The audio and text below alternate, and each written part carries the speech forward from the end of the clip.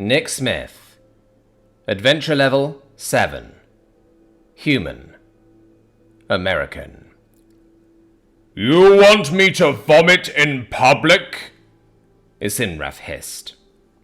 Sire, we can be mindful of your dignity whilst you are ejecting the demon, Oakmore said, unable to hide his grin. We can set up curtains to mask what is being done. Everyone will still know what happened. At least it isn't out the other end, Your Majesty, I added, trying to be helpful. The High Dragon's furious eyes focused on me, and I felt my blood freeze again. I am an idiot, and slightly vowed to keep my mouth shut as often as possible. High dragons do not defecate, boy, he hissed. Really? I asked incredulously, unable to keep my vow. You think I lie? We are smart enough to take care with what we eat, and our bodies use every last bit of what we consume, Isinraf explained. That is true, Nick, Oakmore said. The purpose of a high dragon's intestinal tract appears to be for flatulence, not defecation. Isinraf slowly turned his attention from me to the regent. If there is a single person in our ever-growing audience that can understand what you just said, I will bite you in half. Apologies, Your Highness. I meant only to educate, not offend, Oakmore said as he lowered his head, masking that his grin had widened. Enough, Isinraf growled.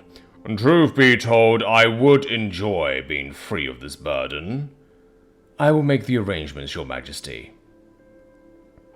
Oakmore bowed deeply, then began explaining the plan to some of the gathered people. As he began to walk away, York scooched over to me and gave me a nudge.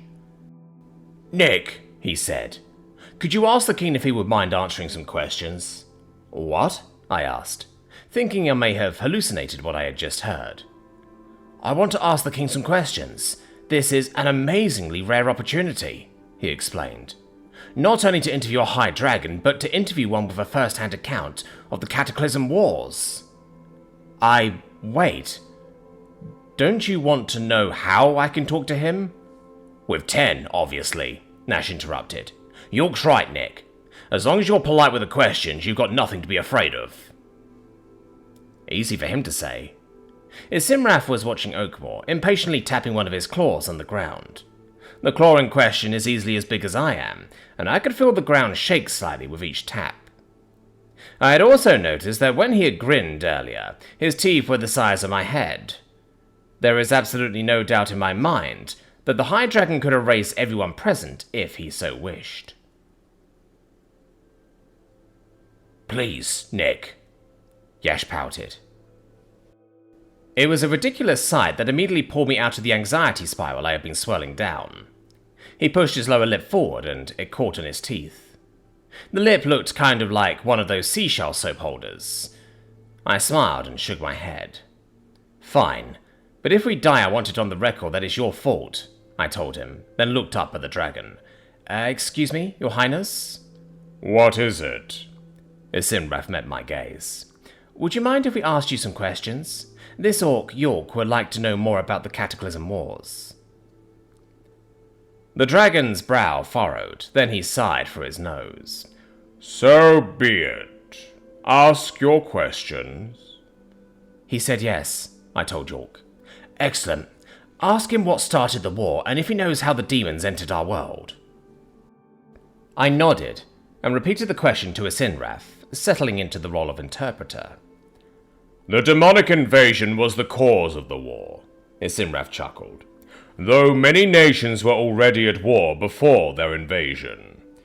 The demons entered our world through vast portals, though how these portals were created eludes me. I do know that these portals worked both ways, though, as the demons brought many mer back through with them. Who made the wastes? Multiple parties. Demons, annuls, and mer sorcerers fought viciously to destroy each other's forces, and the mass corruption of nature was the result. Those that were responsible cared little for the environment, or even the safety of their own soldiers. What about the monsters? Who created them?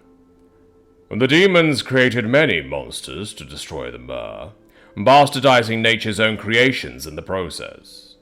The Mer quickly followed suit, justifying their actions as a means to survive the onslaught.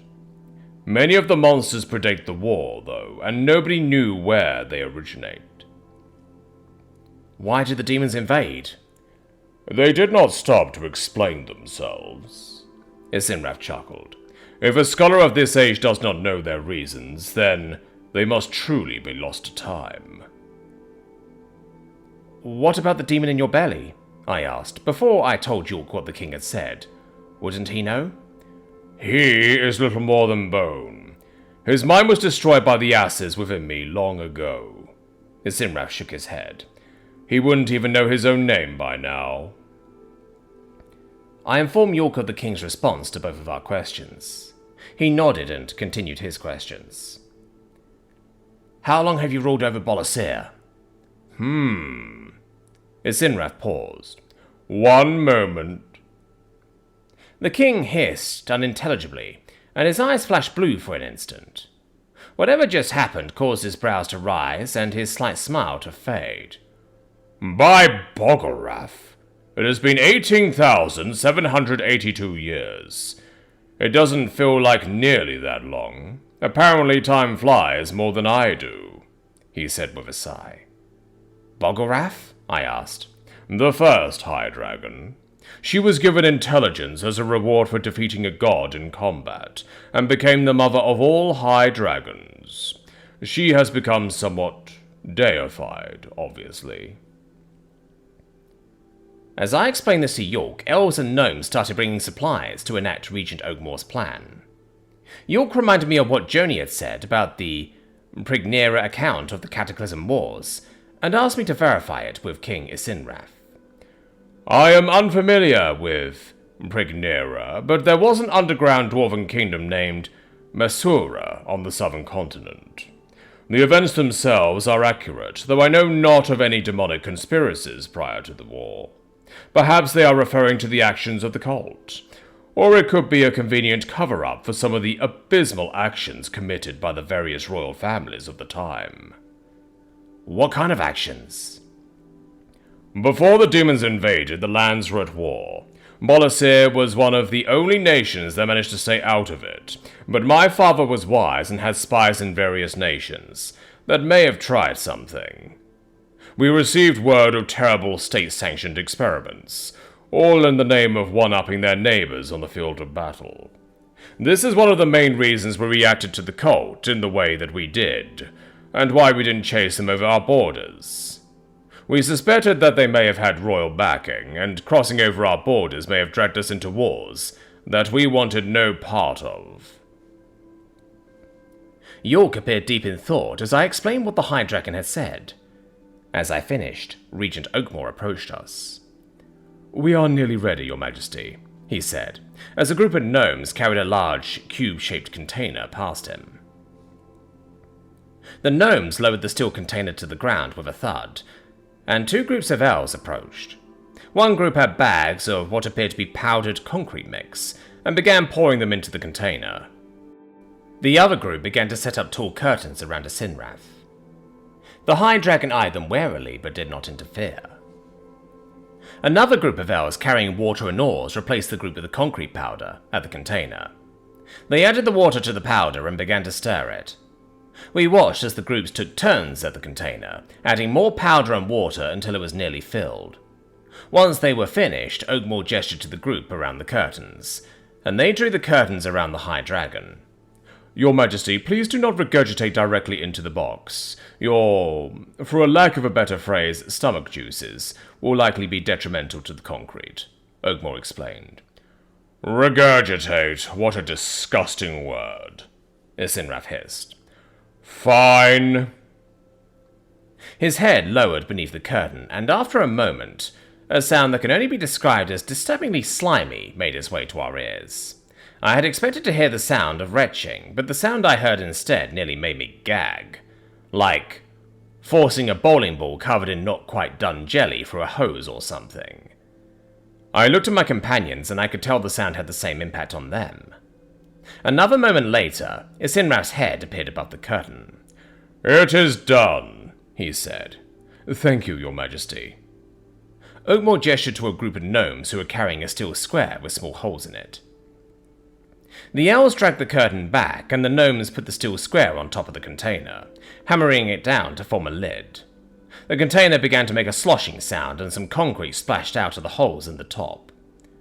"Oh, already?" Oakmore said, sounding flabbergasted. "Cure the concrete, quickly." 4 elves walked up to the container and began casting various spells. The sloshing ceased with a stark crack, and the elves nodded to Oakmore. One of the gnomes walked up, shaking his head. "I think he might have moved around and weakened the concrete, sir," the gnome reported. "That crack wasn't a good sound." "That's all right, we'll just leave the cube in the container." The regent rubbed his chin. "Maybe we'll have a smith weld some bars in it, just to be sure." "Yes, you're right, Lord Regent," the gnome said, looking at King Isinraf. "Gonna take some getting used to." "Not at all, my good Mer," Oakmore said with a grin. "Take the container to Horace's smithy. He's got plenty of steel scrap to use as bracing. Let him know that we want the cube to never open again." The gnome nodded and started giving orders to his crew. They, along with some help from the elves, managed to get the steel cube into a cart and started transporting it away.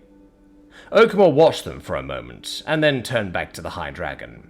"Your Highness," he bowed, "this is the perfect occasion for a feast. Will you permit us to celebrate your return to the throne?" "Certainly," Isinraf said. "However, I require some calisthenics. It has been far too long since I've last stretched my wings. Feel free to celebrate without me. I will rejoin you soon." The High Dragon stood, causing several shocked gasps from the surrounding crowd. I thought he was huge while he was laying down, but his true height was mind-boggling. He stretched his neck and limbs, and his bones cracked like trees in a storm. Finally, he spread his mighty wings. The white skin on his wings featured blue veins that seemed to form a sort of symbol. Before I could get a good look at it, though, the wings flapped and sent a gust of air at us that nearly sent me sprawling. I managed to see a gnome fly back a foot or two, and when I turned back to the High Dragon, he was gone. I looked to the sky to see if I could spot him, but he had disappeared with a frightening speed. The implications of how quickly he had moved set in, and I couldn't help but shudder a little. Big things shouldn't be able to move that fast. It's unnatural. "Well, what a fantastic day. Hopefully I can retire soon." Regent Oakmore smiled. "I doubt it, Lord Regent," a nearby elf said. "You're the only one that understands the king." "Oh, shit."